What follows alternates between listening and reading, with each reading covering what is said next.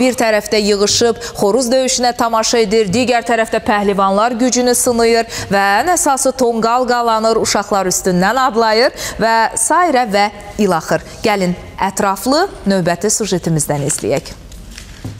Bir tərəfdə xoruz döyüşdürənlər, güclərini sınayan pəhlivanlar, kəndirbazlar. Digər tərəfdə Novruz tonqalı, milli geyimdə rəqs edənlər.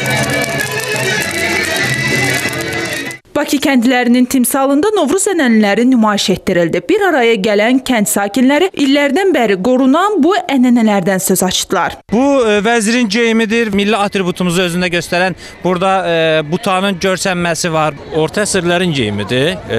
Bu ümumiyyətlə Şah Vəzir qədim Azərbaycanın adət ənənələrini yaşadır. Gördüyünüz bu səhəng qabında həmişə nənələrimiz, qızlarımız, ana bacılarımız su gətirərdi. Novxanı, Hökməli kəndlərində, Fatmayı kəndində davam.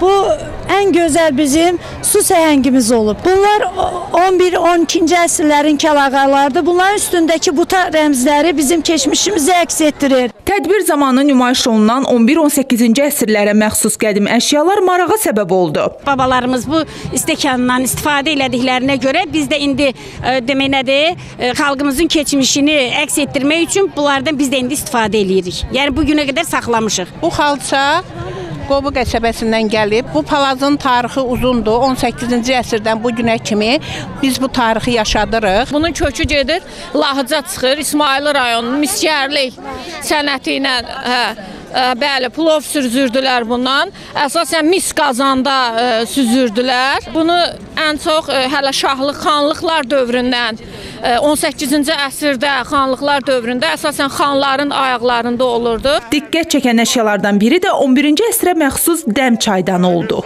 Qədim Fatmaylılar heyvandarlıqla, əkinçiliklə məşğul olublar. Bugün onun ənənəsi olaraq daraq, cəhrə, nümunəvi olaraq biz getirmişik bayramda onu nümayiş etdiririk. Bu dəm çaynikı hələ tarixi bəlli olmayan bir çaynikdir. Ağırlığı bəlkə də bir 2 kiloqram var. Gələcək nəsillərə də bunları biz ərmağan eləyəcəyik. Abşeron rayon İcra Hakimiyyətinin təşkilatçılığı ilə keçirilən Novruz şənliyində 600-dən artıq məktəblinin iştiraki tədbirə xüsusi rəng qatdı. Yeri gəlmişkən Novruz 2009-cu il sentyabrın 30-da UNESCO tərəfindən qeyri-maddi mədəni irs siyahısına daxil edilib. 23 fevral 2010-cu ildə isə BMT Baş Assambleyasının 64-cü sessiyasında mart ayının 21-i Beynəlxalq Novruz günü elan edilib. Zümrüd Tahir qızı, Rəşad Ağamalıyev, Aygün Nurəddinova, ATV Xəbər.